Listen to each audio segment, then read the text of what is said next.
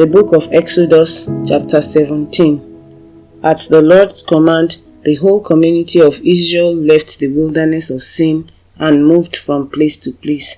Eventually they camped at Rephidim, but there was no water there for the people to drink. So once more the people complained against Moses. "Give us water to drink," they demanded. "Quiet," Moses replied. "Why are you complaining against me? And why are you testing the Lord?" But tormented by thirst, they continued to argue with Moses. "Why did you bring us out of Egypt? Are you trying to kill us, our children, and our livestock with thirst?" Then Moses cried out to the Lord, "What should I do with these people? They are ready to stone me."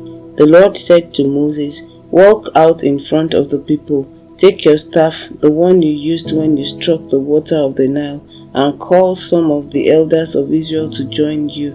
I will stand before you on the rock at Mount Sinai. Strike the rock and water will come gushing out. Then the people will be able to drink." So Moses struck the rock as he was told, and water gushed out as the elders looked on. Moses named the place Massah, which means test, and Meribah, which means arguing, because the people of Israel argued with Moses and tested the Lord by saying, "Is the Lord here with us or not?" While the people of Israel were still at Rephidim, the warriors of Amalek attacked them. Moses commanded Joshua, "Choose some men to go out and fight the army of Amalek for us. Tomorrow I will stand at the top of the hill, holding the staff of God in my hand." So Joshua did what Moses had commanded and fought the army of Amalek. Meanwhile, Moses, Aaron, and Hur climbed to the top of a nearby hill. As long as Moses held up the staff in his hand, the Israelites had the advantage. But whenever he dropped his hand, the Amalekites gained the advantage. Moses' arms soon became so tired he could no longer hold them up. So Aaron and Hur found a stone for him to sit on. Then they stood on each side of Moses, holding up his hands, so his hands held steady until sunset. As a result, Joshua overwhelmed the army of Amalek in battle. After the victory, the Lord instructed Moses, "Write this down on a scroll as a permanent reminder and read it aloud to Joshua. I will erase the memory of Amalek from under heaven." Moses built an altar there and named it Yahweh Nissi, which means "The Lord is my banner." He said, "They have raised their fist against the Lord's throne. So now the Lord will be at war with Amalek generation after generation." Chapter 18. Moses' father-in-law Jethro, the priest of Midian, heard about everything God had done for Moses and his people, the Israelites. He heard especially how the Lord had rescued them from Egypt. Earlier, Moses had sent his wife Zipporah and his 2 sons back to Jethro, who had taken them in. Moses' first son was named Gershom, for Moses had said when the boy was born, "I have been a foreigner in a foreign land." His second son was named Eleazar, for Moses had said, "The God of my ancestors was my helper. He rescued me from the sword of Pharaoh." Jethro, Moses' father-in-law, now came to visit Moses in the wilderness. He brought Moses' wife and 2 sons with him, and they arrived when Moses and the people were camped near the mountain of God. Jethro had sent a message to Moses saying, "I, Jethro, your father-in-law, am coming to see you with your wife and your 2 sons." So Moses went out to meet his father-in-law. He bowed low and kissed him. They asked about each other's welfare and then went into Moses' tent. Moses told his father-in-law everything the Lord had done to Pharaoh and Egypt on behalf of Israel. He also told about all the hardships they had experienced along the way and how the Lord had rescued his people from all their troubles. Jethro was delighted when he heard about all the good things the Lord had done for Israel as he rescued them from the hand of the Egyptians. "Praise the Lord," Jethro said, "for he has rescued you from the Egyptians and from Pharaoh. Yes, he has rescued Israel from the powerful hand of Egypt. I know now that the Lord is greater than all other gods, because he rescued his people from the oppression of the proud Egyptians." Then Jethro, Moses' father-in-law, brought a burnt offering and sacrifices to God. Aaron and all the elders of Israel came out and joined him in a sacrificial meal in God's presence. The next day, Moses took his seat to hear the people's dispute against each other.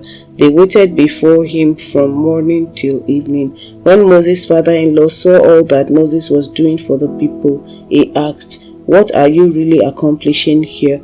Why are you trying to do all this alone while everyone stands around you from morning till evening?" Moses replied, "Because the people come to me to get a ruling from God. When a dispute arises, they come to me, and I am the one who settles the case between the quarreling parties. I inform the people of God's decrees and give them his instructions." "This is not good," Moses' father-in-law exclaimed. "You are going to wear yourself out and the people too. This job is too heavy a burden for you to handle all by yourself. Now listen to me and let me give you a word of advice, and may God be with you. You should continue to be the people's representative before God, bringing their disputes to him. Teach them God's decrees and give them his instructions. Show them how to conduct their lives. But select from all the people some capable, honest men who fear God and hate bribes. Appoint them as leaders over groups of 1,000, 150, and 10. They should always be available to solve the people's common disputes, but have them bring the major cases to you. Let the leaders decide the smaller matters themselves. They will help you carry the load, making the task easier for you. If you follow this advice, and if God commands you to do so, then you will be able to endure the pressures, and all these people will go home in peace." Moses listened to his father-in-law's advice and followed his suggestions. He chose capable men from all over Israel and appointed them as leaders over the people. He put them in charge of groups of 1,000, 150, and 10. These men were always available to solve people's common disputes. They brought the major cases to Moses, but they took care of the smaller matters themselves. Soon after this, Moses said goodbye to his father-in-law, who returned to his own land. Chapter 19. Exactly 2 months after the Israelites left Egypt, they arrived in the wilderness of Sinai. After breaking camp at Rephidim, they came to the wilderness of Sinai and set up camp there at the base of Mount Sinai. Then Moses climbed the mountain to appear before God. The Lord called to him from the mountain and said, "Give these instructions to the family of Jacob. Announce it to the descendants of Israel. You have seen what I did to the Egyptians. You know how I carried you on eagle's wings and brought you to myself. Now if you will obey me and keep my covenant, you will be my own special treasure from among all the peoples on earth, for all the earth belongs to me. And you will be my kingdom of priests, my holy nation." This is the message you must give to the people of Israel.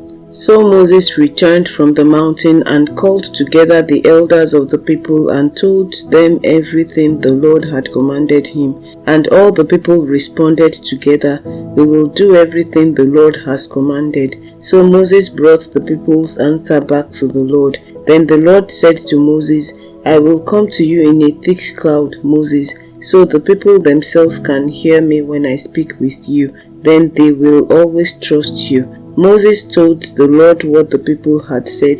Then the Lord told Moses, "Go down and prepare the people for my arrival. Consecrate them today and tomorrow, and have them wash their clothing. Be sure they are ready on the 3rd day. For on that day the Lord will come down on Mount Sinai as all the people watch. Mark off a boundary all around the mountain. Warn the people, be careful. Do not go up on the mountain or even touch its boundaries. Anyone who touches the mountain will certainly be put to death. No hand may touch the person or animal that crosses the boundary. Instead, stone them or shoot them with arrows. They must be put to death. However, when the ram's horn sounds a long blast, then the people may go up on the mountain." So Moses went down to the people. He consecrated them for worship, and they washed their clothes. He told them, "Get ready for the 3rd day, and until then abstain from having sexual intercourse." On the morning of the 3rd day, thunder roared and lightning flashed, and a dense cloud came down on the mountain.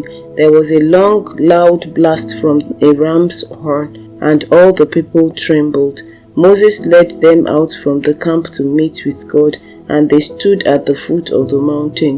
All of Mount Sinai was covered with smoke because the Lord had descended on it in the form of fire. The smoke billowed into the sky like smoke from a brick kiln, and the whole mountain shook violently. As the blast of the ram's horn grew louder and louder, Moses spoke, and God thundered his reply. The Lord came down on the top of Mount Sinai and called Moses to the top of the mountain. So Moses climbed the mountain. Then the Lord told Moses, "Go back down and warn the people not to break through the boundaries to see the Lord, or they will die. Even the priests who regularly come near to the Lord must purify themselves so that the Lord does not break out and destroy them." "But Lord," Moses protested, "the people cannot come up to Mount Sinai. You already warned us. You told me, 'Mark off a boundary all around the mountain to set it apart as holy.'" But the Lord said, "Go down and bring Aaron back up with you. In the meantime, do not let the priests or the people break through to approach the Lord, or it will break out and destroy them." So Moses went down to the people and told them what the Lord had said. Chapter 20. Then God gave the people all these instructions. "I am the Lord your God who rescued you from the land of Egypt, the place of your slavery. You must not have any other God but me. You must not make for yourselves an idol of any kind or an image of anything in the heavens or on the earth or in the sea. You must not bow down to them or worship them. For I, the Lord your God, am a jealous God who will not tolerate your affection for any other gods. I lay the sins of the parents upon their children. The entire family is affected, even children in the third and fourth generations of those who reject me. But I lavish unfailing love for 1,000 generations on those who love me and obey my commandments. You must not misuse the name of the Lord your God. The Lord will not let you go unpunished if you misuse his name. Remember to observe the Sabbath day by keeping it holy. You have 6 days each week for your ordinary work, but the seventh day is a Sabbath day of rest dedicated to the Lord your God. On that day no one in your household may do any work. This includes you, your sons and daughters, your male and female servants, your livestock, and any foreigners living among you. For in 6 days the Lord made the heavens, the earth, the sea, and everything in them. But on the seventh day he rested. That is why the Lord blessed the Sabbath day and set it apart as holy. Honor your father and mother, then you will live a long, full life in the land the Lord your God is giving you. You must not murder. You must not commit adultery. You must not steal. You must not testify falsely against your neighbor. You must not covet your neighbor's house. You must not covet your neighbor's wife, male or female servant, ox or donkey, or anything else that belongs to your neighbor. When the people heard the thunder and the loud blast of the ram's horn, and when they saw the flashes of lightning and the smoke billowing from the mountain, they stood at a distance, trembling with fear. And they said to Moses, "You speak to us and we will listen, but don't let God speak directly to us, or we will die." "Don't be afraid," Moses answered them, "for God has come in this way to test you, and so that your fear of him will keep you from sinning." As the people stood in the distance, Moses approached the dark cloud where God was, and the Lord said to Moses, "Say this to the people of Israel, 'You saw for yourselves that I spoke to you from heaven.' Remember, you must not make any idols of silver or gold to rival me. Build for me an altar made of earth, and offer your sacrifices to me, your burnt offerings and peace offerings, your sheep and goats and your cattle. Build my altar wherever I cause my name to be remembered, and I will come to you and bless you. If you use stones to build my altar, use only natural uncut stones. Do not shape the stones with a tool, for that will make the altar unfit for holy use. And do not approach my altar by going up steps. If you do, someone might look up under your clothing and see your nakedness."